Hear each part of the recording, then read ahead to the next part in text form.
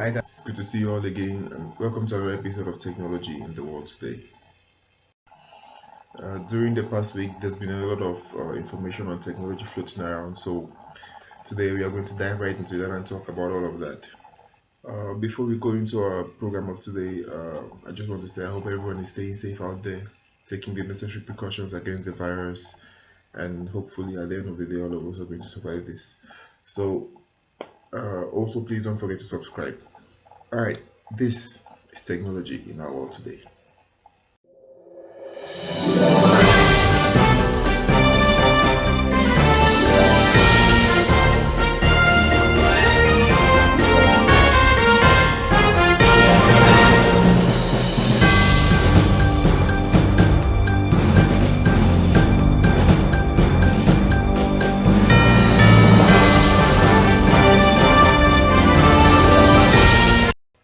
So, as usual, we're going to start with the highlights of the day.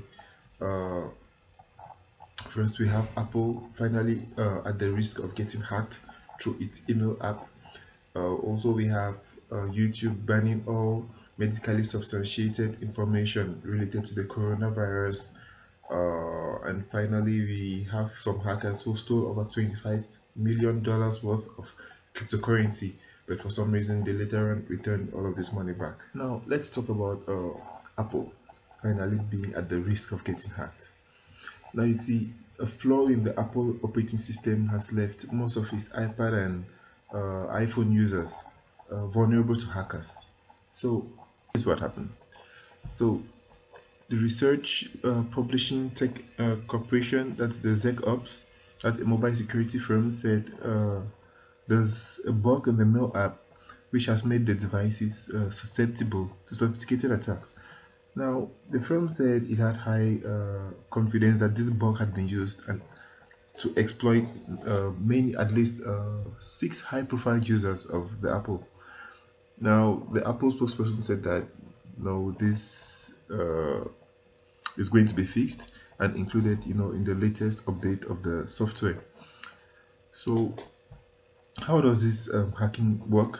Now, they say to be able to exploit this flaw, hackers will send some like a message, a blank message to an iPhone or an iPad using through the user's mail account. Then the mail app, when the mail is opened, it will crash the app, forcing the user to reboot. Now, during this rebooting process, hackers will be able to access the information on the device. Now, what makes the attack different from other hacks is users do not need to download, like they don't need to download any external software or visit any website which maybe have malicious software or something. Now, the attack just requires some action on the part of the victim, and that makes it very, very, dangerous. Now, ZecOps has claimed that it had found evidence that the bug was used in well-known attacks to attack well-known targets, including individuals from, the Fortune 500 company in North America, also an executive from a mobile carrier in Japan, also employees of technology companies in Saudi Arabia and Israel, a European journalist, and an individual in Germany.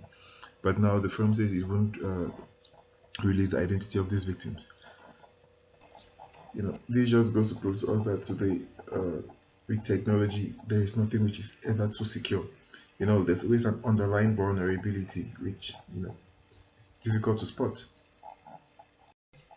All right, now let's talk about YouTube. Now, before you post any coronavirus related content on YouTube, they have to actually do a verification process. And now, YouTube is banning any video content which is not in accordance with content from the WHO. So, YouTube, this Google Home service says it will remove anything that it deems medically unsubstantiated. Now, the chief executive, Susan Wojcicki, said that the media giant wanted to stamp out the misinformation on the platform. Also talking about the conspiracy theories, falsely linking the COVID-19 to 5G networks and stuff. So Mrs. Suzanne made these remarks on Wednesday during her first interview, and she said people say things like take vitamin C, take turmeric, and this will cure you and stuff. And it goes a long way to give people some false hopes and make people they don't follow the lockdown issues and say they can treat the coronavirus with some basic measures. Now, also last week, Facebook also announced users who had read or watched or shared any false information as concerns the COVID-19 would receive like pop-up alerts urging them to visit the WHO website so they can actually get the correct information on this. While the Facebook-owned WhatsApp Messenger also has involved a new feature as concerns forwarding of messages. Like it doesn't allow the forwarding of messages for more than 4 times of a message which has already been forwarded to a wide group of people. And also for those who are used to running Google Ads and other ads, there's also a restriction on the keyword search when you're about to input the keyword. If you input any keyword which has to do with the coronavirus, your ad is not going to be published.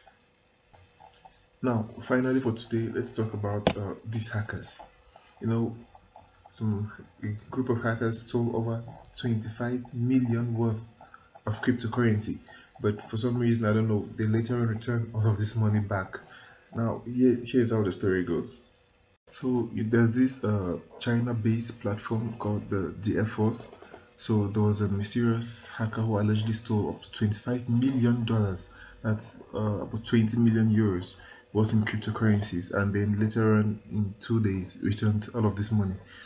Now, the records of the fund show that the money was withdrawn from the DF Force platform based in China, and the guy withdrew the money in different ways. Like we don't even know if it's a guy or it's a group of guys, but first of all he withdrew a sum of 10 million from the Ethereum. Then he withdrew another further 10 million from in the form of digital coins, which is tied to US dollars, and 4 million based in other coins, which is roughly the same amount was returned back to the company in a few days. So the hackers attempted to contact the DF Force manager and to enter discussions with them. The question is, how were these hackers able to tweak, blockchain technology and be able to carry out this hack? The security firm PeckShield, which is specialized in blockchain security, said that the attackers were able to carry out the attack by tricking the DF Force. That is, they tricked them into thinking they were making a deposit while they're actually doing a withdrawal. And that's how the attack was actually carried out. Now, for those who don't know how cryptocurrencies work, this is a short video to show you how that actually works. When you want to buy something normally, using your normal bank card, this is what happens. I give my card details to the shop. The shop asks the bank if I'm good for the money. The bank checks its records to see if I've got enough in my account. If I do, it lets the shop know. It updates its records to show the movement of money from my account to the shop's. Oh, and it takes a little cut for its trouble. Now, if you wanted to remove the bank from that system, who else would you trust to keep those records and not alter them or cheat in any way? Well, I wouldn't trust you. I wouldn't trust you. In fact, I wouldn't trust any single person. But I might trust everyone. The idea is you don't have a central record of transactions. Instead, you distribute many, many copies of this ledger around the world, each owner of each transaction. So, to buy something using cryptocurrency, I give the shop my details. The shop asks all the bookkeepers if I'm good for the money. The bookkeepers all check their records to see if I have enough. If I do, they tell the shop, and then all update their records to show the movement of money. So there's no way that a forged transaction can make it in. If I try to alter a ledger, it won't match all of the other copies, and it gets rejected.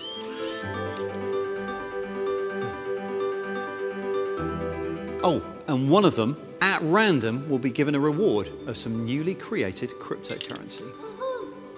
This is how cryptocurrencies work. And remember, all of these bookkeepers, all of these ledgers, they're not actually people, they're computers. Lots. Alright guys, that's it for our episode of today. I hope to see you in the next episode. Thanks for watching. Stay safe out there and don't forget to subscribe.